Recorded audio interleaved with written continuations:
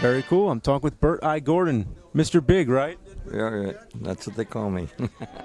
Was there any inciting incident when you first got interested in creating larger-than-life monsters? Well, it started, I was about 9 years old. My aunt gave me a 16 millimeter camera, and from that moment on, I've done nothing but make movies, amateur, way back then, but creating special visual effects and everything. It was like toys, games, and I kept making games, and I'm still the kid back there making fantasy that I had back then.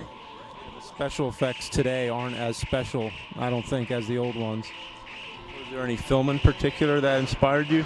All movies. I just wanted to make movies.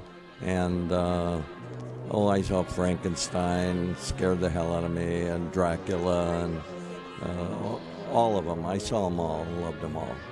I remember I was a kid in the 80s, and that's when I started getting into them, late 80s, early 90s. But even then, it was kind of hard to find them most of the time. And I assume it would be even harder back then. I guess when a film played in the theater, there wouldn't really be a way to see it again. Like nowadays, they come out on DVD so fast. What was it like trying to find films back then? Well, they were big. My films were big on, especially in drive-ins.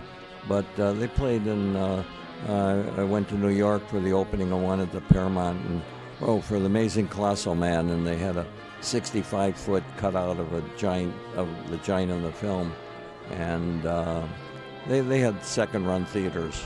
So, as you said, you could see them down the line months later or a year later or something like that. But now, as you said, we have DVDs and channel. The films are playing on, the different channels. And in Europe, some of them are still playing in theaters. What was it like working with Lon Chaney Jr.? Terrific. It was very nice. We were discovering empty gin bottles everywhere, and we didn't know who was drinking.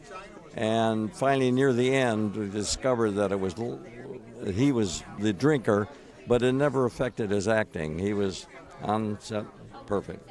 You just came out with the autobiography. Just finished it. It's all about behind the scenes of the making of my around 29, 30 science fiction horror movies.